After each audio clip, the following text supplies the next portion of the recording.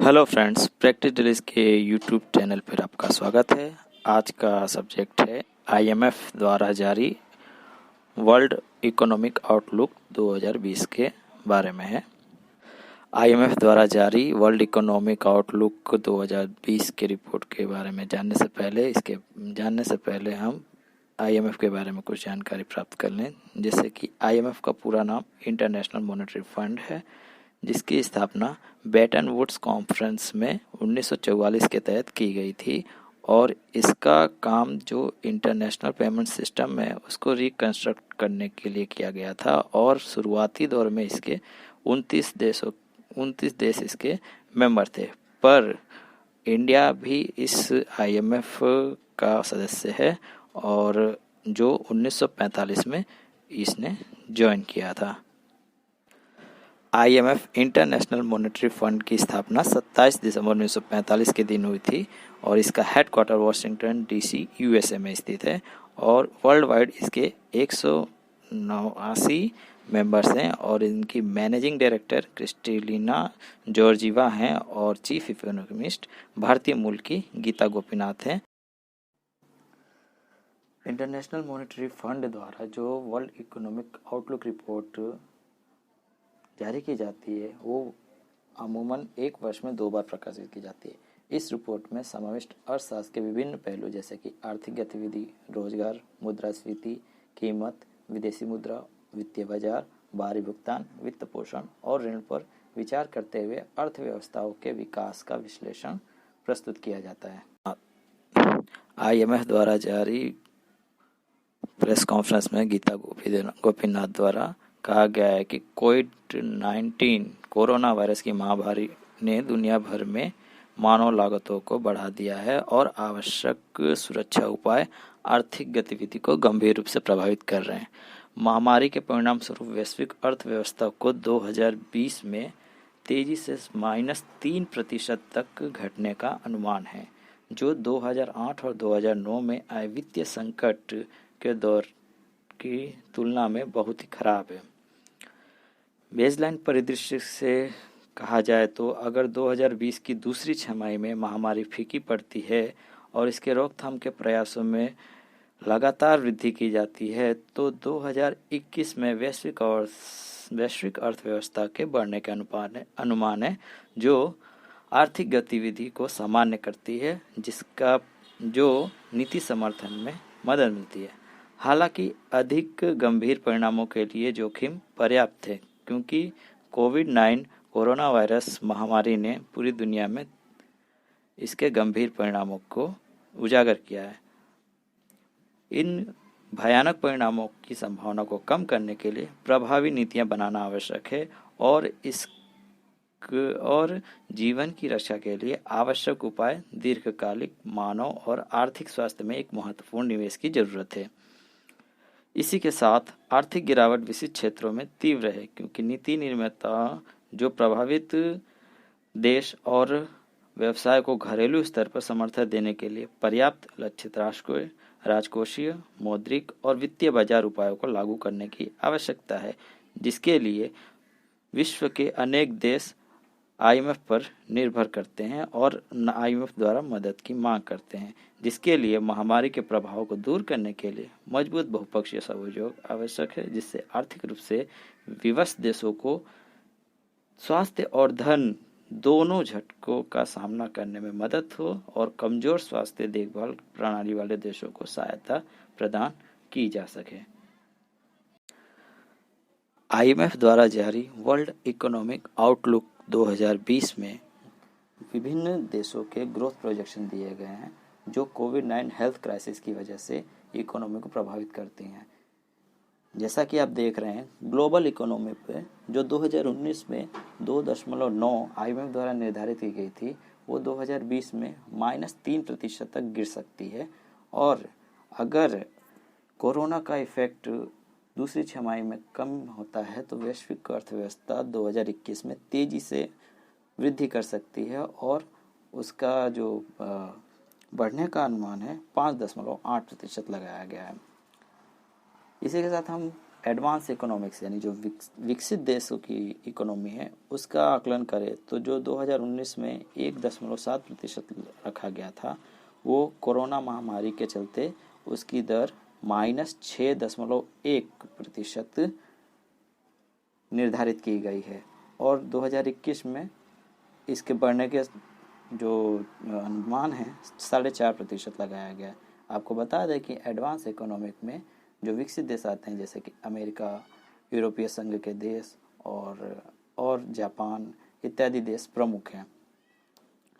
और बाकी जो विकासशील देशों की बात करें, जो इमर्जिंग मार्केट और डेवलपिंग इकोनॉमिक्स हैं जैसे कि इंडिया, चाइना, एशिया के देश, अफ्रीकन देश, इन सब में जो इकोनॉमी गिरने का अनुपात है 2020 में बहुत ही कम है, -1%, जो बाकी ग्लोबल इकोनॉमी और एडवांस इकोनॉमी से बहुत ही कम है। और इनका 2019 में जो अनुमान रखा गया था 3.7% था। साथ ही ये भी देखने लायक बात यह है कि जो 2021 में वैश्विक अर्थव्यवस्था में इन इकोनॉमी का योगदान बहुत तेजी से बढ़ेगा और जिसका अनुपात 6.6% रखा गया है, जो एडवांस इकोनॉमी और ग्लोबल इकोनॉमी से अब कहीं ज़्यादा अधिक है। इसका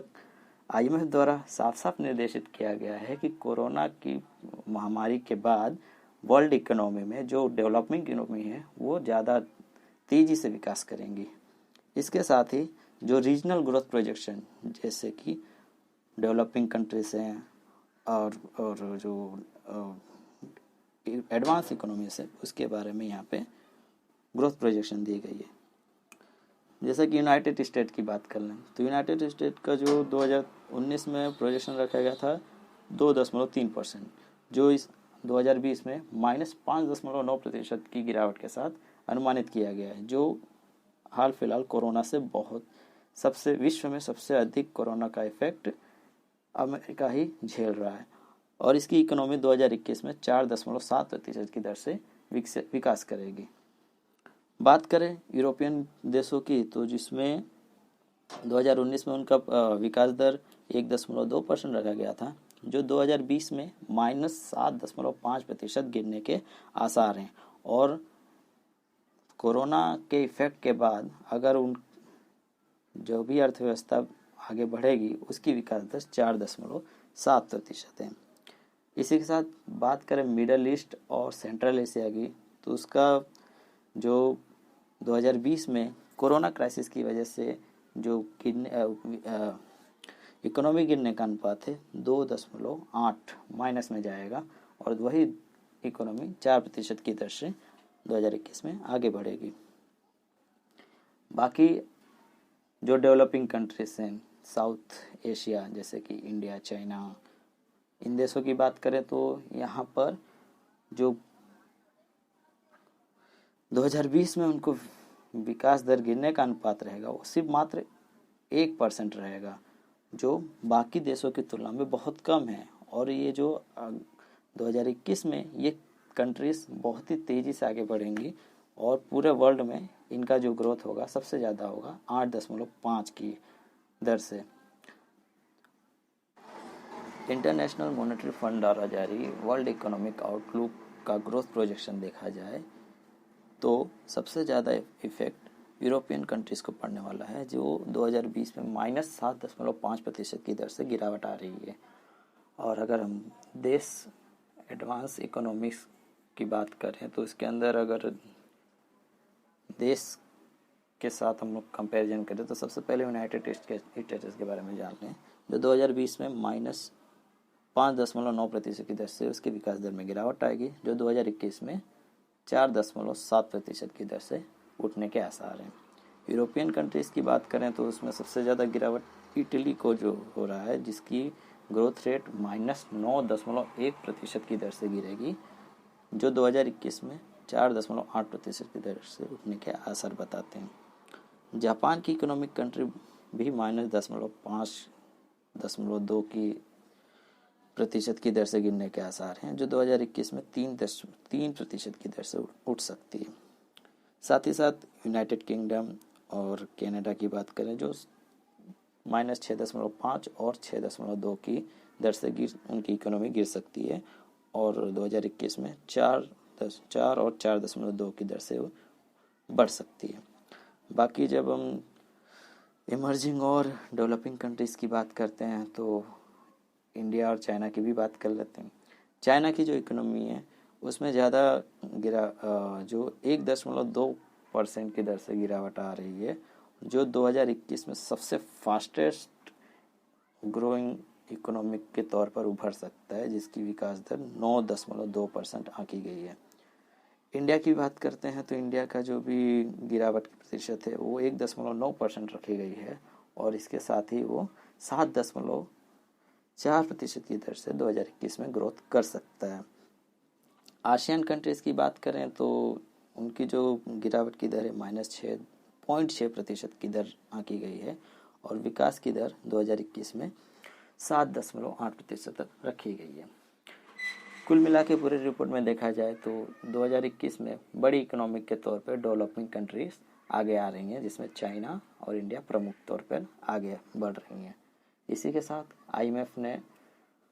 इंडिया द्वारा जारी लॉकडाउन का समर्थन किया है और इंडिया द्वारा उठाए गए कदमों की तारीफ भी की है। सारा इसी के साथ हम आपसे फिर मिलेंगे। जाने से पहले आप इस वीडियो को लाइक करें, शेयर करें और हमारे चैनल को सब्सक्राइब करें और बेल आइकन भी दबा दें, जो आने वाले वीडियो के बारे में आपको नोटिफिकेशन भेजती रहेगी। आपको हमारा वीडियो कैसा लगा इसके बारे में आप कमेंट सेक्शन में कमेंट जरूर करें। धन्यवाद।